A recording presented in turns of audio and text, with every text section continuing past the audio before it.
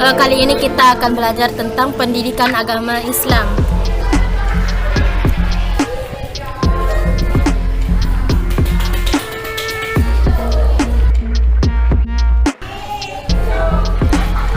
Assalamualaikum adik-adik, apa kabar semua?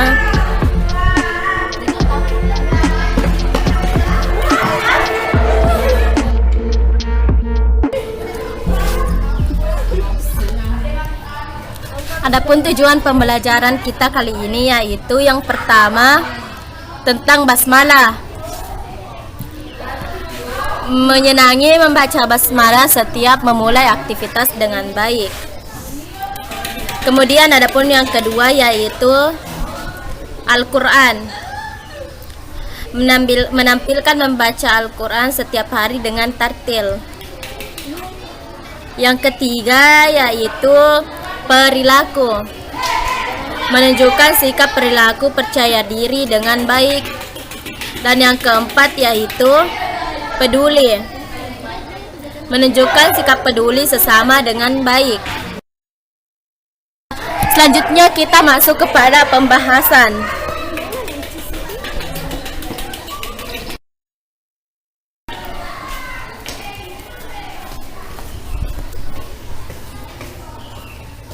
Basmalah. Dalam bahasa Arab, basmalah juga disebut dengan kata bismillah. Dengan menyebut nama Allah atau tasmiyah adalah frasa dalam agama Islam yang bermakna dengan menyebut nama Allah yang Maha Pengasih lagi Maha Penyayang. Dalam bahasa Arab, Bismillahirrahmanirrahim.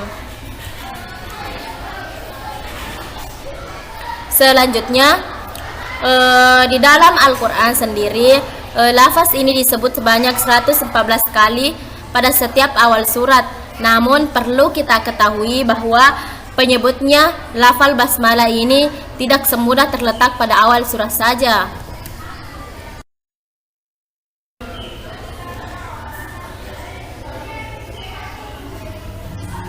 Kemudian bismillah termasuk kalimat apa? Basmalah termasuk kalimat thayyibah yang artinya bahwa kalimat basmalah termasuk perkataan yang baik dan mengandung amal ma'ruf atau perbuatan baik yang dapat mencegah dari hal yang mungkar atau dilarang.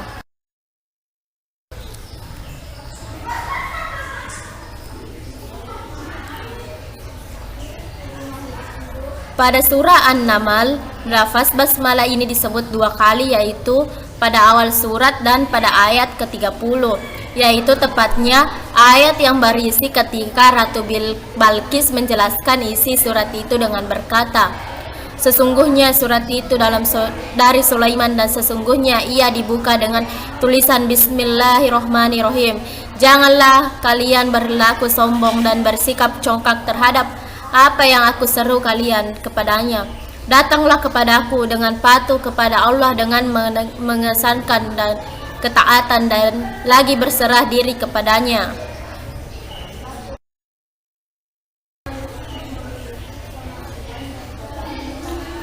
Segala sesuatu yang diciptakan Allah Subhanahu wa taala itu pasti ada manfaatnya. Al-Quran mengandung banyak pokok ajaran sehingga seluruh hidup dan kehidupan ini menjadi teratur. Selanjutnya, adapun dikutip dari buku Al-Quran dan Hadis karya Muhaimin, ada 3, yaitu yang pertama, petunjuk bagi manusia. Yang kedua, sumber pokok ajaran Islam, dan yang terakhir yaitu pengajaran bagi manusia.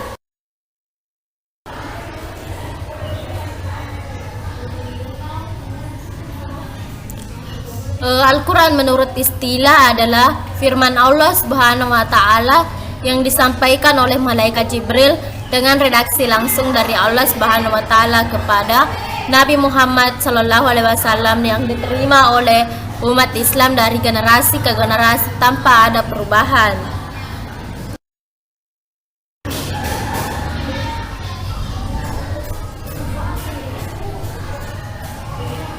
Adapun nama-nama Al-Quran yaitu Kitab, Mubin, Al-Quran, Karim, Kalam, Nur, Huda, Rahmah.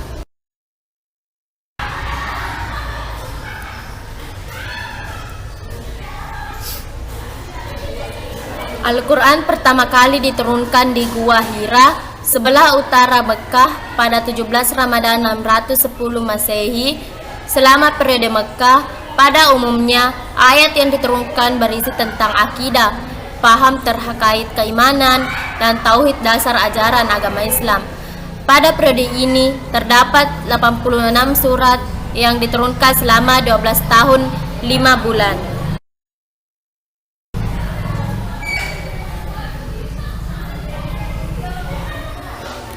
Sesungguhnya Muhammad itu utusan Allah dan orang-orang yang bersama dengan dia adalah keras terhadap orang-orang kafir, tetapi berkasih sayang sesama mereka. Quran Surah 48 ayat 29. Petikan ayat suci Al-Quran di atas menunjukkan sikap yang harus dimiliki oleh setiap muslim. Ayat tersebut memberikan pedoman hidup bermasyarakat bagi umat Islam.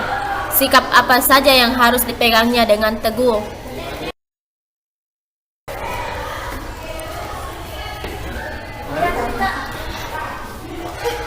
Allah Subhanahu wa Ta'ala memerintahkan kepada umat Islam untuk memerangi orang-orang yang terlebih dahulu memusuhinya. Ini jadi dijelaskan Allah Subhanahu wa Ta'ala dalam Al-Quran Surah 22 ayat 39 yang artinya telah diizinkan berperang bagi orang-orang yang diperangi, karena sesungguhnya mereka dianiaya dan sesungguhnya Allah benar-benar Maha Kuasa menolong mereka.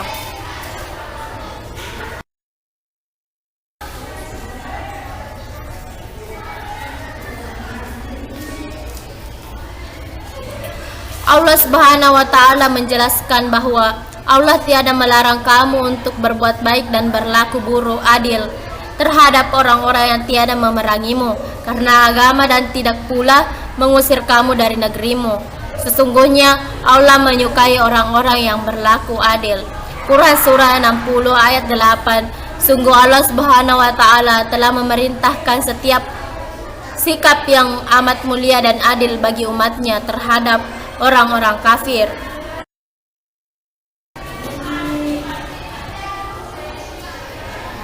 Sekian dari saya.